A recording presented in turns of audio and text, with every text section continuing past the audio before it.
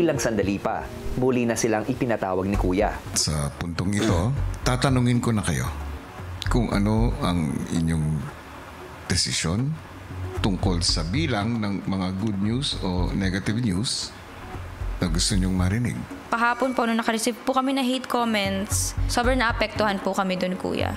And ngayon po, gusto po naming palitan yung hate na yon ng mga good comments naman po. Yung importante is unahin yung mga taong sumusuporta sa amin. Ang decision po namin, Kuya, ay 8-2, 8 good comments and 2 hate comments po.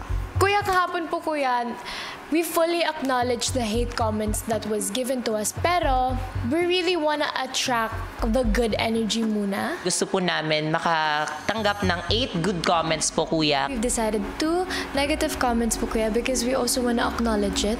We know po, Kuya, as content creators and as celebrities po, Kuya, that we're not always gonna receive good comments. Nung una, gusto po talaga namin i-highlight yung mga sumusuporta po sa amin, but at the same time, Kuya, nagpalit po kami ng desisyon dahil po sa palagay po namin talaga, gusto po talaga namin malaman on equal footing na kung ano man po yung positive and negative comments po.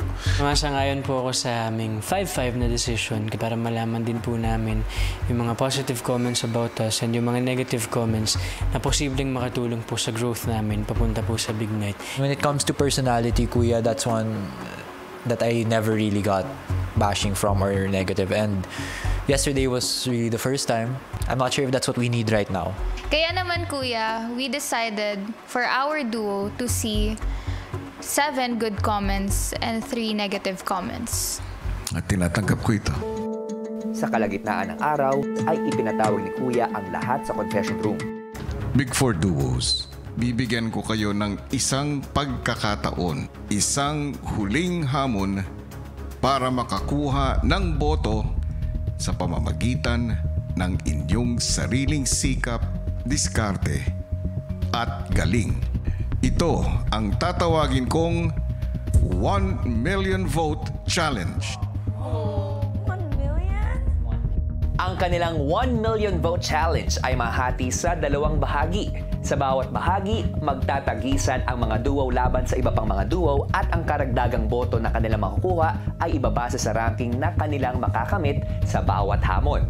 At makukuha lamang ng bawat duo ang additional votes kung natapos nila ang hamon.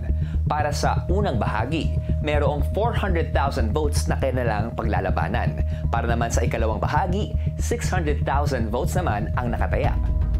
Ito na ang huling hakbang patungo sa inyong pangarap. Pinapaalam ko rin sa inyo na ang unang bahagi ay magaganap ngayon. Pagkagaling sa confession room ay agad na nagpunta ang Big Four Duo sa challenge area.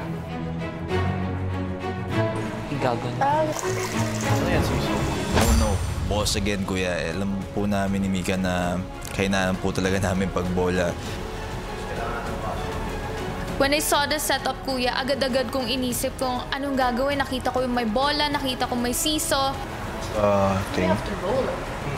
Siyempre, nag-iisip na po ako ng mga possible na mangyayari or possible na magiging flow nung challenge mismo, Kuya. Ngayon, napapalapit na po tayo sa dulo, hindi po magiging madali talaga yung ipapagawa niyo sa amin. Para sa unang bahagi ng kanilang 1 Million Vote Challenge, ang bawat duo ay maglalakad sa isang dambuhalang siso. Mula sa kanilang starting point, kailangan nilang tumawid papunta sa kabilang dulo para maglagay ng bola isa-isa sa Big Brother's eye. Gagawin nila ito ng salitan, ngunit maaari lamang magpalitan kapag naging matagumpay na ang isa sa kanila. Kapag magpapalitan ang bawat duo, kailangan ang kaduo nila ay nakababa na sa siso at wala ng bahagi ng katawan niya ang nakadikit o nakapatong dito. Kapag nahulog ang bola o sila mismo sa sahig, ay kailangan nilang pulutin ito at makabalik sa starting point matapos mailagay ang bola sa Big Brother's eye. Merong 10 bola ang bawat duo na kailangan mailipat sa dulo. At ang mga ito ay may marka na positive at negative sign. Ito ay alinsunod sa mga klase ng komento na kanilang piniling marinig mula sa outside world. Para matapos ang challenge, kailangan nilang makapaglagay ng 10 bola sa Big Brother's eye at makabalik ang buong duo sa kanilang starting areas. Makakakuha lamang sila ng karagdagang boto kung matagumpay nilang matatapos ang challenge. At sa kahit anong punto, maaari silang magdesisyong hindi ito tapusin. Ang unang makakatapos ay magkakaroon ng 200,000 votes. Grabe yun. Ang ikalawang makakatapos ay 100,000 votes. Ang ikatlong makakatapos ay mayroong 16,000 votes. Ang ikaapat na makakatapos ay makakakuha ng 40,000 votes. Kuya, ito na lang po talaga yung way na makakatulong kami sa sarili namin at sa mga tao sa labas na sumusuporta sa amin. Kasi alam ko po na pinaghihirapan at pinagpapawisan po talaga nila lahat ng sentimo man yan, piso man yan na binibigay nila para bumoto po sa amin. Kahit papaano, yung mga sumusuporta sa amin, matutulungan namin silang makaipon ng boto para sa kanya-kanyang napupusuan nilang duo, kuya. Matagal na po namin talaga itong pinagpe-pray na sana may chance, kuya, na may magawa po kami para madagdagan po yung votes or para po hindi na po sobrang gagastos yung mga taong bayan po para sa amin. Sobrang saya na kami ni River being part of the Big Four. And then now, knowing na we can do something to get the title of being a big winner, kuya, through a challenge. Sobrang game na game kami, kuya.